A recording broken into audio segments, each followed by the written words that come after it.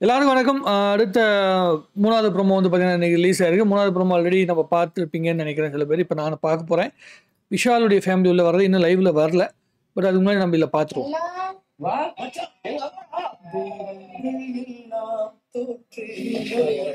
நீ அப்படி பேசாத, புள்ள பேசல கஷ்டம், அதனால வரமாட்டேன்.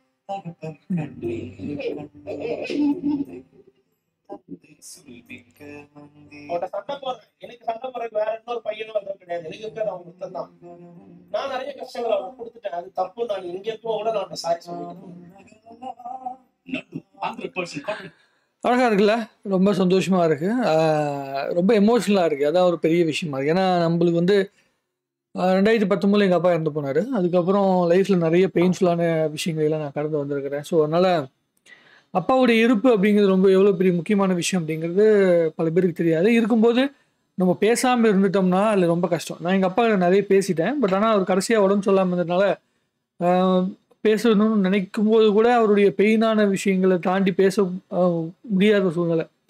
ரொம்ப எமோஷனல் ஆயிடுவேன். எங்கள் அப்பா பற்றி பேசினா வேணாம், ரொம்ப எமோஷனல் ஆயிடுவேன். ஸோ விஷால் வாழ்க்கையில் ஒரு நல்ல உருப்படியான ஒரு விஷயத்தை செஞ்சுருக்காங்கன்னா இது வரைக்கும் பிக் பாஸுக்குள்ளே இருந்து ஒரு அழகான விஷயத்தை பண்ணுறதை விட அவர் வீட்டில் இல்லாத இந்த 79 நாள், இந்த 80 நாள் தனிமை அவருக்கு வாழ்க்கையில் மிகப்பெரிய ஒரு என்ன சொல்கிறது, ஒரு அர்த்தத்தை கொடுத்துருக்கோம் அப்படின்னு நம்புகிறேன். இந்த கிடைச்சிருக்க இந்த வாய்ப்பை விஷால் சரியாக பயன்படுத்தணும். இந்த ரிலேஷன்ஷிப்பில் கிடைக்கிறது வெறும் இந்த மேடைக்காக இன்றைக்கி ஒரு நாள் அழுதுட்டு போகிறது கிடையாது. அதை தாண்டிய புரிதல் ரொம்ப அதிகமாக தேவைப்படுது வாழ்க்கையில். இது சொல்கிற வார்த்தை தான்.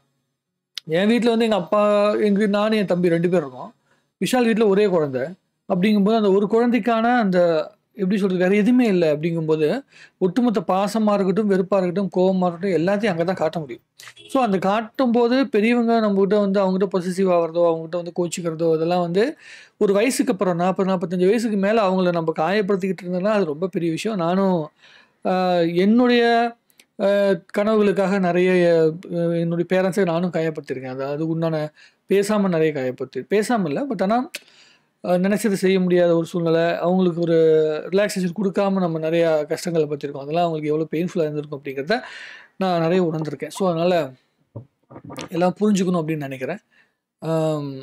லைஃப்பில் இந்த மாதிரியான சூழ்நிலைகள் வரக்கூடாது. இதுக்கப்புறம் விஷாலோட வாழ்க்கையில் நல்லா நடக்கணும் அப்படின்னு நினைக்கிறேன். ஸோ பார்ப்போம். நல்லா இருந்தது. ஃபஸ்ட்டு 2 ப்ரோமோவில் பார்க்கும்போது நம்முடைய தீபக் அவர்களுடைய லைஃப்பில் வரும்போது அவங்களுடைய பையன் பேசுனதாக இருக்கட்டும், பையன் ப்ரௌடாக ஃபீல் பண்ணுறதா இருக்கட்டும், அப்புறம் மஞ்சரியோட ஃபேமிலியில் அவங்க அம்மா பேசுனது ரொம்ப சாதாரணமான ஒரு ஃபேமிலி, ரொம்ப அழகாக இருந்தது. அது எப்படின்னா நம்ம வீட்டில் பக்கத்து வீட்டுக்காரங்க பேசினா எப்படி இருக்கும் அந்த மாதிரி நல்லா பேசிக்கிட்டாங்க, ஜாலியாக பேசிக்கிட்டாங்க. அதுக்கப்புறம் மஞ்சரி கூட வந்திருந்ததுல வந்து ரொம்ப நல்லா பேசியிருந்தார் அவர். ஸோ இப்போ எல்லாருமே ஒவ்வொருத்தரோட ஃபேமிலிக்குள்ளே இருக்கிற அந்த அழகியல் அப்படியே வெளியே வருது. நம்மள மாதிரி தான் இவங்களும் லைஃப் வாழ்கிறாங்க. ஒரு செலிபிரிட்டி நம்ம வந்து ஒரு அங்கீகாரம் கொடுக்குறோம். பிக் பாஸ்க்குள்ளே இருந்துட்டு வெளியே போகும்போது ஒரு செலிபிரிட்டிங்கிற அங்கீகாரம் கொடுக்குறோம். அதையும் தாண்டி அவங்கக்கிட்ட என்ன இருக்க போகுது, நம்மள மாதிரியான ஒரு லைஃப் தான் இருக்க போகுது அவங்களுக்குள்ளேயும். அதை நம்ம ரசிக்கணும் அப்படின்னு நினைக்கிறேன். அதுதான் நான் வந்து இன்றைக்கி புரிஞ்சுக்கிட்ட விஷயம் அப்படின்னு நான் உணர்கிறேன். ஸோ உங்களுக்கு என்ன தோணுது அப்படிங்கிறத நீ வந்து கமெண்ட் எழுதுங்க. இன்னும் நிறைய பேசுவோம். எனக்கு புரிஞ்ச ஒரே விஷயம், இந்த பிக் பாஸில் இந்த ஃப்ரீஸ் டாஸ்க்கு எல்லா வருஷமும் வரும்போதும் அது ரொம்ப எமோஷ்னலாக இருக்கும். பட் ஆனால் நம்மகிட்ட ரொம்ப கனெக்டிவாக இல்லாத மாதிரி இருக்கும். பட் ஆனால் இந்த ஃப்ரீசிங் டாஸ்கில் கொஞ்சம் கனெக்டிவான ஃபீல் வந்து வருது.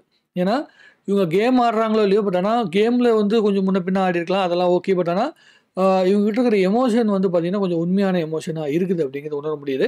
ஏன்னா இவங்க எல்லாத்துடைய கதைகள் கேட்கும்போது அந்த கதைகளுக்குள்ளே இருந்த அழுத்தங்கள் அது வந்து ரொம்ப அற்புதமான ஒரு ஃபீலிங்கை வந்து கொடுத்துச்சு. ஸோ அது அந்த கதைக்குள்ளே எந்த அளவுக்கு உண்மைத்தன்மை இருக்கோ அந்த உண்மைத்தன்மை இவங்களுடைய வார்த்தைகளையும் வெளிப்படுது அப்படிங்கிறது ரொம்ப சந்தோஷம்.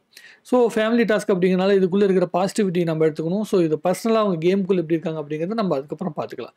எல்லா ஃபேமிலியும் வந்து பார்த்துட்டு போட்டோம், அதுக்கப்புறம் நம்ம உட்காந்து டீட்டெயிலாக நிறைய பேசலாம். சரிங்களா? நன்றி, வணக்கம். உங்களுடைய கருத்துக்களை தாராளமாக கமெண்ட் எழுதுங்க. இன்னும் நிறைய பேசுவோம். வாழ்க தமிழ்நாடு, வளர்க தமிழ் மக்கள். விஷாலுக்கு வாழ்த்துக்கள். இந்த உத்வேகத்தை ஃபைனல் ரவுண்ட் வரைக்கும் போகிறதுக்கு உண்டான இன்னும் 4 வாரங்கள் எப்படி கடத்த முடியும் அப்படிங்கிறத நீங்கள் பிளான் பண்ணி செஞ்சால் ரொம்ப சந்தோஷமாக இருக்கும். வேறு என்ன சொல்கிறதுக்கு இருக்குது? உங்கள் கருத்துக்களை நீங்கள் சொல்லுங்கள், நான் என் கருத்தை சொல்லிட்டேன். நன்றி, வணக்கம்.